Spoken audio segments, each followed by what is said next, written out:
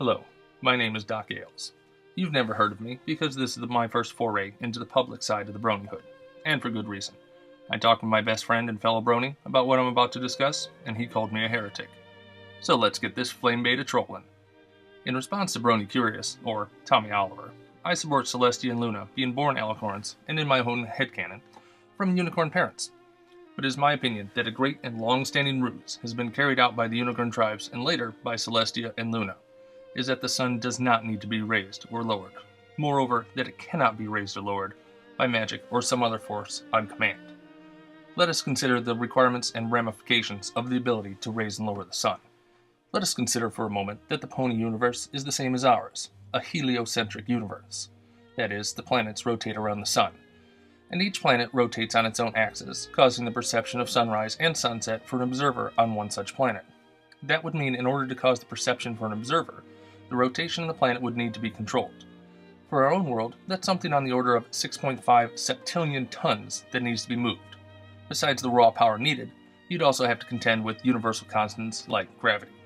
Before you think that might be possible, magic in My Little Pony requires practice and effort.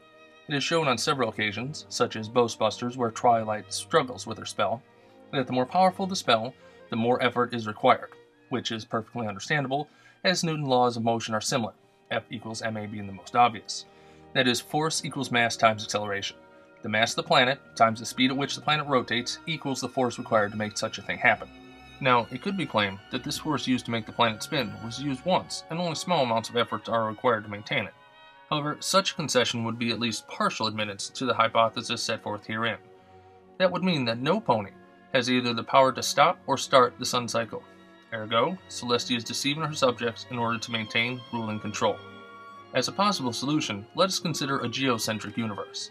Now, the planet would be stationary in the center of the universe, and everything else would move around it.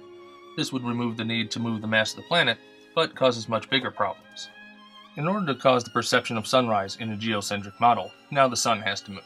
And if moving the mass of the planet is implausible, then moving the mass of an object that can be 10,000 to 800,000 times the mass of the object you're standing on is impossible. However, a true geocentric universe would explain why seasons are needed to be changed manually, as a lack of axial tilt would mean no seasons.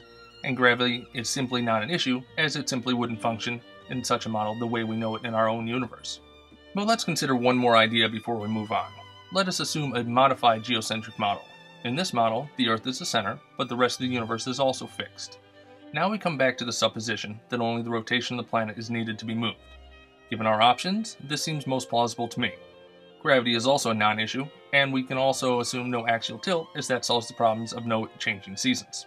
Let us also assume for now that the force required to start and stop the motion of the planet is possessible by Celestia, or a group, or what have you. Now we have a workable model for controlling the sunrise, right? Not exactly. In order to solve problems, we just create more and more. A geocentric model would cause additional problems like moon phases. If the sun and moon were fixed, rotating the Earth would not generate moon phases, unless you also rotated the moon around the planet. Thus far, that in itself seems the most plausible. But it's a fantasy world, I hear you cry. Indeed it is. However, some things fit together pretty nicely, actually. Consider Daring Do's cutie mark. Observant among you will already know what that is, but for the rest of you it's a compass rose. So what, I hear you ask? Well, a compass relies upon a magnetized needle on a frictionless pivot that reacts to magnetic fields of the planet. The magnetic field in our planet is created by convection currents within the magma around the core. This system also contributes to our system of plate tectonics, and we know MLP's world has plate tectonics due to the active volcano seen in Dragon Quest. Although I do have to admit this brings an important point.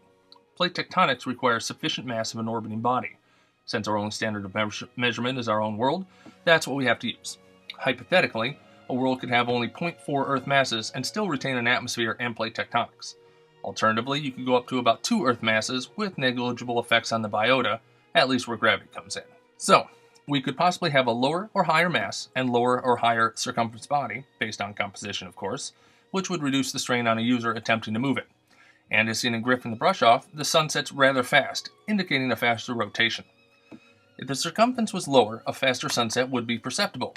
On Earth, the sunset at the equator is 1,670 kilometers per hour. At the 45th parallel, it's 1,180 kilometers per hour, but we're going to talk about the equator because it's just easier.